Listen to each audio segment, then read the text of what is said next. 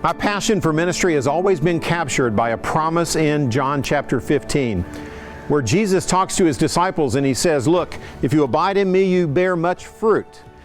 But then he also says, if you're already abiding fruit, to bear more fruit, the Father has to prune it. And then it ends in verse 11 by saying that if you abide by these things and live out of these principles, Jesus says, I'm writing these things to you so that my joy may be in you and your joy may be made full. Now, when I think about ministry, that's my passion. More fruit with more joy. That causes my wife, my kids, my family to be healthy, where I can be effective for the kingdom of God, but also have a life at the end of the day. That passion to try to always serve Christ for greater fruitfulness, but yet with a life to the glory of God and the good of my family, is what's driven me through 35 plus years of pastoral ministry.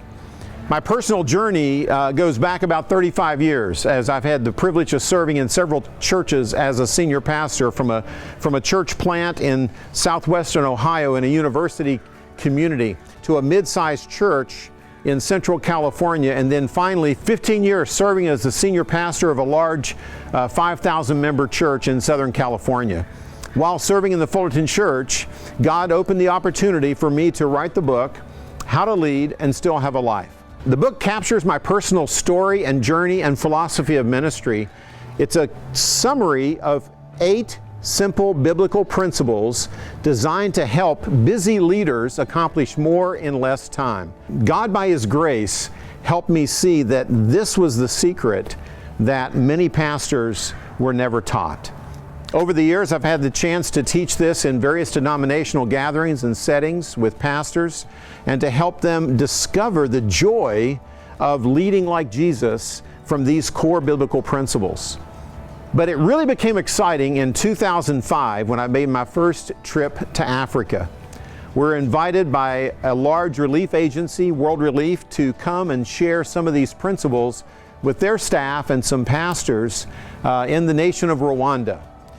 Rwanda, post-genocide, was a nation in great pain, tremendous needs. Churches were thriving and growing because God was showing up and the gospel was having an impact in the life of this country.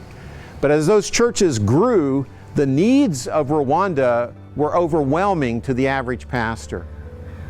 Let me paint a picture for you of the average pastor in Africa. Picture having to farm and provide for your family. Picture a church overrun by widows and orphans, problems such as AIDS, clean water, child survival training desperately needed. I have a very bad experience where my pastor died because of too much stress. When the church was growing so fast, so big, and she couldn't cope with all this. The needs of the community and the needs of the church were overwhelming its pastors. World Relief invited us to test drive some of this leadership training for a small group of pastors to see if perhaps God could take these biblical principles and transfer them into an entirely different culture in Africa and speak into the lives of these dear servants of God. The response shocked me and was overwhelming. Most of our pastors, and in particular for Pentecostal churches, they don't know the ABC of leadership. People like us who just come to ministry out of passion and calling with no prior training, this is so thrilling. Thank you so much. And it reminded me that God's truth is real and relevant in every culture around the planet. The challenge was, how do you take these biblical principles and transfer them into the language and the culture and address the worldview needs of a very different culture outside of the West? With the help of World Relief, we gathered 8 key African leaders, and we were able to glean from them stories and illustrations of how to address these biblical truths and apply them to the African context. The result was about a 2-year project of adapting How to Lead and Still Have a Life for more of a global audience. We've taught it several times, and over about a 2-year period developed a curriculum for African pastors designed to introduce them to the principles of leadership modeled by Jesus and taught in the Scriptures. To help contextualize the material, we tell stories gleaned from their everyday life in Africa. Stories of too many goats on too many ropes pulling their owners in different directions. Stories of crocodiles and monkeys, swamps and rivers. Stories of real life among the real people in this great continent. Some goats wanted to go to the grass. Other goats just want to sit down.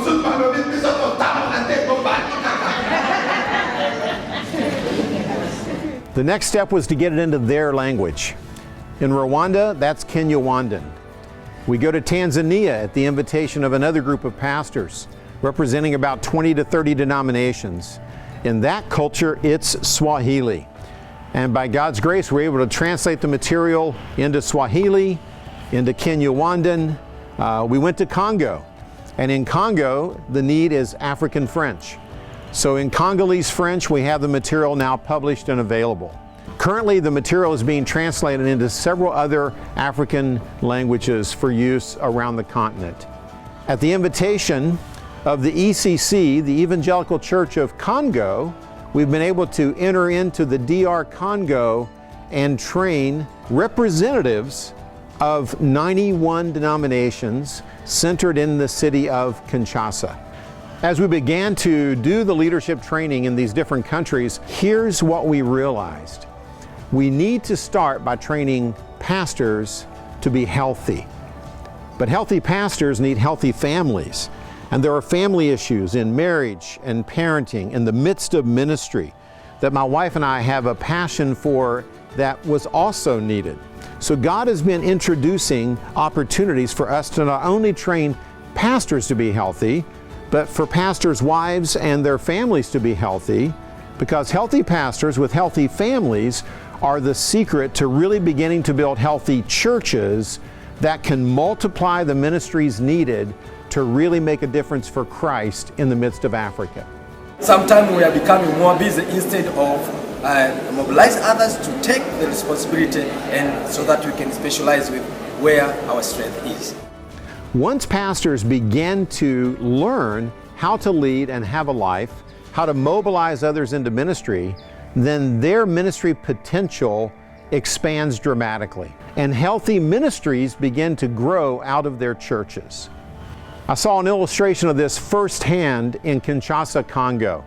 An exciting ministry that we are partnered with now called Tabitha Centers developed a great approach to reaching out into the neighborhoods through the churches to try to rescue young women of this huge city of 12 million people, where prostitution is often the only hope for a young woman to provide for herself and her child.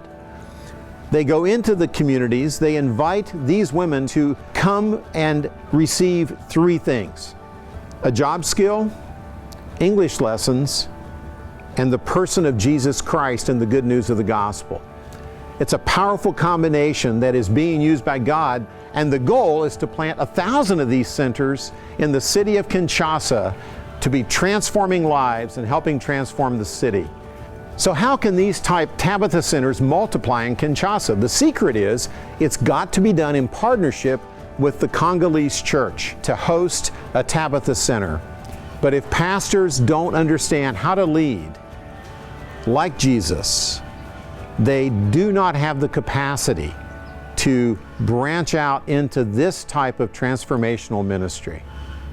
One of the great side benefits from being involved in leadership training in Africa is suddenly you get exposed to all kinds of other ministry opportunities and needs.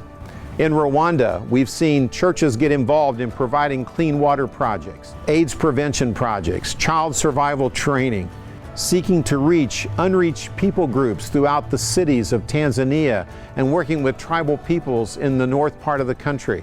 In Congo, we've seen churches get involved with Tabitha Centers and other ministries toward the poor. Leadership training is simply the gateway to increased ministry by more and more members of your church. And the other end result is people come back transformed.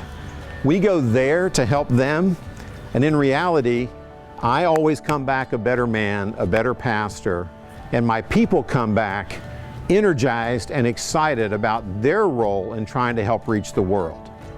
In Congo alone, the ECC is inviting us to do more training. They represent 91 denominations, 25 million church members in that one great country in the heart of Africa. In Rwanda, World Relief, representing 20 to 30 denominational groups, is inviting us back. One denomination alone with 2,000 churches in Rwanda would love for us to come and do more in-depth training with their trainers of trainers to multiply this into the life of their church. In Tanzania, we've been to Dar es Salaam, we've been to Mwanza in the north, and now there's invitations to come to other cities to do more training for more pastors with a special focus on training trainers of trainers. We are dealing with youth leaders, young leaders who are passionate with youth ministry. We are training them and then they go to train others.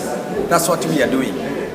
One global ministry that's involved in 29 different African countries has asked if we would help them transfer this training into the language and to launch training throughout Africa in 29 countries. So the opportunities are huge. We do believe we're going to take this message, not to stay with it here, but we're going to take it in the different provinces. God bless you and we love you. We want you to come back again. You know, I've seen the impact this can have in Africa, but I've also seen the impact it has on my own life as it shapes my heart and develops my love for Christ and this world that He loves. I've also seen the impact it's had on our church and the people that go and the people that pray and the people that give. It captures their heart and it's transforming us into a more generous, Christ-centered, global-minded body of believers. I'd love to see you and your church experience that same transformation.